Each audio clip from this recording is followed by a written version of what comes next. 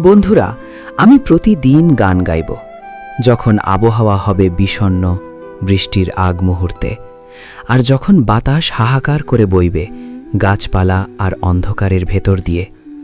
আমার কবিতা এক এলিজি, রাতের বুকে গাওয়া, তার জন্য গাওয়া যাকে আমি ভালোবাসি, অসংখ্য ভাবনা আর হাজারো তারার সাথে গাওয়া। আমি তাকে গেয়েছিলাম মে মাসে, সেই মে মাসে, ফুল আর ভালোবাসার কথা।